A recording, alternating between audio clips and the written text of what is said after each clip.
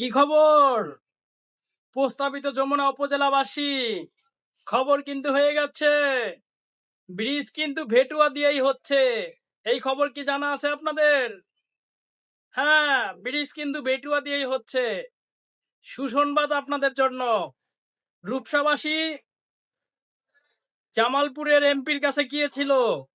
জামালপুরের এমপি পরিদর্শন করে যখন দেখতে পেল যে পিংনার কিছু অংশ, সামান্য কিছু অংশ রূপসার ভিতরে পড়েছে, আর রূপসার কিছু অংশ পিংনার ভিতরে পড়েছে, পরিদর্শন করে কিন্তু জামালপুরের ফরিদুল ইসলাম কবির এমপি একদম নাকচ করে দিয়েছে যে সম্ভব না, পিংনা দিয়ে ব্রিজ কখনোই কোনোভাবেই সম্ভব না। খবর কিন্তু ঘটে গেছে।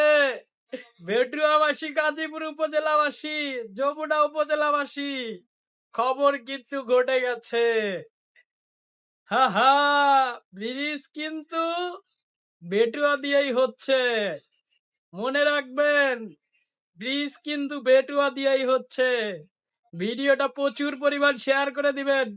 পুরো বেটুয়াবাসী এবং পুরো প্রস্তাবিত যমুনা উপজেলাবাসী যেন আনাচে কানাচে ঝড় তুলে দাও। বেটুয়া দিয়েই ব্রিজ হচ্ছে। হ্যাঁ, বেটুয়া দিয়েই ব্রিজ হচ্ছে। প্রস্তাবিত যমুনা উপজেলা দিয়েই ব্রিজ হবে। ব্রিজ পাশ হয়ে গেছে, শুধু দৃশ্যমান বাকি।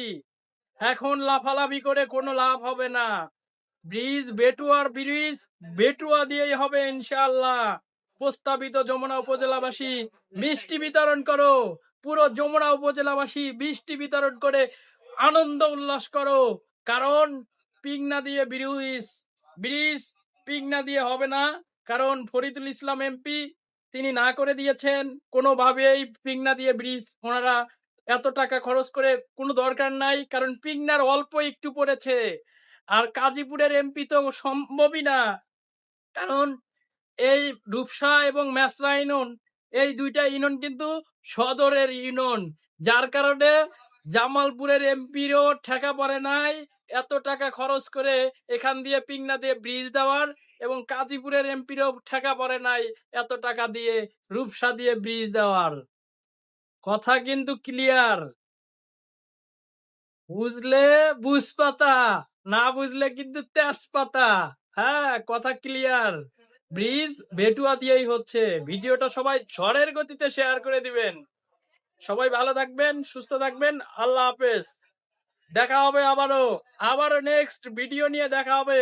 সবাই ভালো থাকবেন, সেই পর্যন্ত সুস্থ থাকবেন। কথা হবে শুধু বেটুয়া ব্রিজ কিন্তু বেটুয়া দিয়েই হবে। ভিডিওটা প্রচুর শেয়ার করে দিবেন।